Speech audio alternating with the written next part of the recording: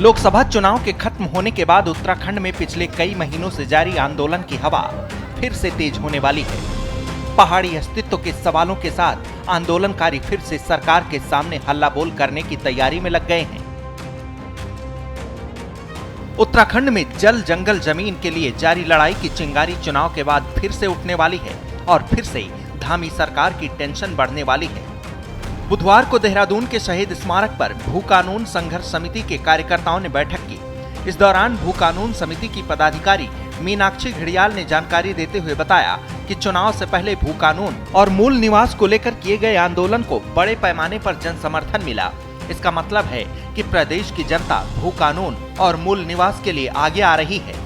मीनाक्षी ने प्रदेश सरकार पर आरोप लगाते हुए कहा कि सरकार इस कानून को लेकर बिल्कुल भी गंभीर नहीं है। इसका खामियाजा बीजेपी को लोकसभा चुनाव में भी भुगतना पड़ा है, जहां प्रदेश में इस बार बीजेपी का वोट शेयर घटा है। सरकार की तरफ से भू कानून को लेकर कमेटी बनाई गई, लेकिन अब तक कोई नतीजा सामने नहीं आया है। चुनाव के कारण ये कुछ समय के लिए ये रुक गया था, ये आंदोलन रुक गया था, लेकिन अब फिर से जैसे ही चुनाव हुए हैं, हम दोबारा से जनता के बीच जाएंगे और जनता को महत्वता बताएंगे कि क्यों हमें आज मूल निवास की आवश्यकता है। हम लोगों ने देखा कि इन आंदोलनों का इफेक्ट जो है वो इन चुनाव में पर भी पड़ा है।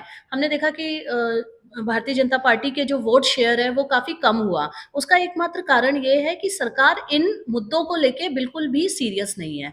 हम लोगों ने देखा भू कानून को लेके कमेटी बनाई गई, लेकिन उस कमेटी का अभी तक कोई रिजल्ट सामने नहीं आया है। और इन सब चीजों को लेके हम जनता के बीच एक बार फिर जाएंगे और फिर से जनता को इसके लिए जागरूक करेंगे और हमें पूरा यकीन है कि हमें जनता का समर्थन मिलेगा और एक बार फिर मूल निवास और भू कानून की लड़ाई उसी तर्ज पर जिस प्रकार से चुनाव से पहले हम लोग आंदोलनरत थे, उसी प्रकार से ये दोबारा से ये आंदोलन शुरू होगा। भू कानून समिति की तरफ से यह ऐलान किया गया कि चुनाव खत्म होने के बाद संघर्ष समिति के कार्यकर्ता एक बार फिर से पहाड़ पर रहने वाले मूल निवासियों के बीच जाएंगे और फिर से आंदोलन की हवा तेज करेंगे। इस आंदोलन के पीछे का मकसद पहाड़ी संस्कृति और मूल निवासियों के अस्तित्व की हिफाजत करना है। दरअसल उत्तराखंड हिमालयी राज्य है, जहां पहाड़ ही लोगों के जीवन का आधार है, लेकिन राज्य गठन से लेकर अब तक मौके की नजाकत को समझते हुए बड़ी संख्या में बाहरी लोगों की तरफ से पहाड़ पर जमीनें खरीदी जा चुकी हैं। इनमें से ज्यादातर ऐसी जमीनें हैं जो कृषि योग्य भूमि है।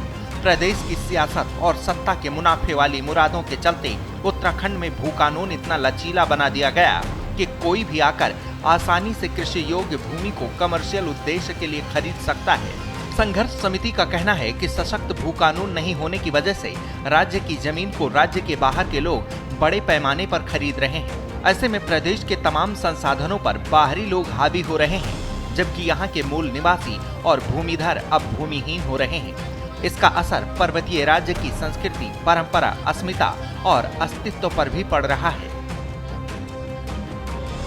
पर्यटन की दृष्टि से देखें तो पहाड़ पर आधुनिक संसाधनों के विस्तार की सख्त जरूरत भी है, लेकिन हालात बता रहे हैं कि उद्योग के विस्तार का हवाला देकर जमीनों की अंधाधुंध बिक्री से पहाड़ के मूल आधार पर असर पड़ रहा है।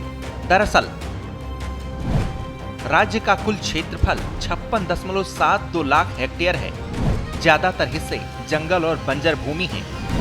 कृषि योग्य भूमि सिर्फ 7.41 लाख हेक्टेयर यानी लगभग 14% है।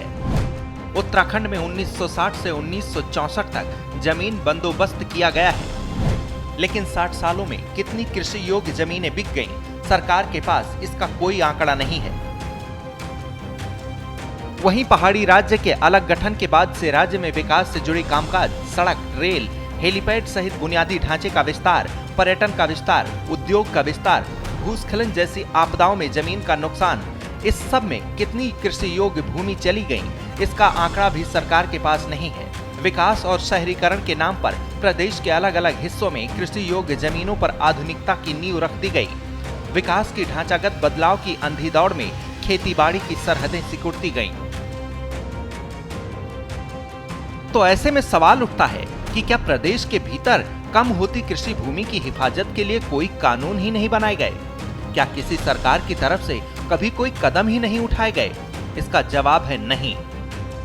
दरअसल राज्य गठन के बाद प्रदेश में भूमि खरीद सीमित करने के लिए साल 2003 में तत्कालीन एनडी तिवारी सरकार ने उत्तर प्रदेश के पुराने कानून में संशोधन किया और पहली बार राज्य का अपना भू कानून अस्तित्व में आया। इस संशोधन में बाहरी लोगों के लिए कृषि भूमि की खरीद 500 वर्ग मीटर तक सीमित कर दी गई। वहीं साल 2008 में तत्कालीन मुख्यमंत्री वीसी खंडूरी ने इस कानून में संशोधन कर भूमि खरीद की सीमा घटाकर 250 वर्ग मीटर कर दिया। लेकिन साल 2018 में बीजेपी की सरकार आई और प्रदेश के मुख्यमंत्री बने त्रिवेंद्र सिंह रावत ने मुख्यमंत्री रहते भू कानून में बड़ा बदलाव किया। सरकार की तरफ से ZALR एक्ट में संशोधन कर उद्योग स्थापित करने के उद्देश्य से पहाड़ में जमीन खरीदने की अधिकतम सीमा और किसान होने की बाध्यता ही खत्म कर दी। साथ ही कृषि भूमि का भू उपयोग बदलने की प्रक्रिया को भी आसान कर दिया। ये कानून पहले पर्वतीय फिर बाद में मैदानी क्षेत्र में भी शामिल किए गए। इस कानून के बाद गढ़वाल से लेकर श्रीनगर, बद्रीनाथ, केदारनाथ, मंदाकिनी घाटी की व्यवसायिक फायदों वाली तमाम जमीनें बिक गईं। कृषि योग्य जमीनों पर होटल और आलीशान रिजॉर्ट बनकर खड़े हो गए। 2018 के संशोधन में ये व्यवस्था की गई थी कि खरीदी गई जमीन का इस्तेमाल निर्धारित उद्देश्य के लिए नहीं किया जाता या किसी अन्य को बेच दिया जाता है तो वह जमीन राज्य सरकार में अटैच कर दी जाएगी। लेकिन मौजूदा मुख्यमंत्री पुष्कर सिंह धामी सरकार ने सिंगल विंडो एक्ट लाकर इस कानून को भी बदल दिया। इसके तहत कहा गया कि खरीदी कृषि भूमि को एक बार गैर कृषि घोषित होने के बाद वह राज्य सरकार में निहित नहीं की जा सकती है। यानी कि धामी सरकार की तरफ से भी इस कानून में ढिलाई दी गई। भू सुधार के लिए सरकार की तरफ से एक समिति का गठन किया गया। इस समिति ने साल 2022 में सौंपी गई अपनी रिपोर्ट में सरकार को सख्त भू कानून लाने का सुझाव भी दिया, लेकिन सुझाव आने के बाद भी अब तक कुछ नहीं बदला है। भू कानून संघर्ष समिति इन्हीं कानूनों में संशोधन और मूल निवासियों के आधार को लेकर लंबे समय से संघर्ष में जुटी है। मांग है कि प्रदेश के भीतर ऐसा कानून लाया जाए जिसकी छांव में पहाड़ और पहाड़ी अस्तित्व कायम रहे, कृषि योग्य जमीनों की हिफाजत की जा सके, मूल निवासियों और उनके हक हकूक के साथ साथ बाहरियों का हस्तक्षेप कम हो सके। इसी को लेकर एक बार फिर संघर्ष समिति तैयार है। हालांकि देखना दिलचस्प रहेगा कि सरकार बुलंद होती आवाज को लेकर क्या कदम उठाती है। ब्यूरो रिपोर्ट, श्रेष्ठ उत्तराखंड।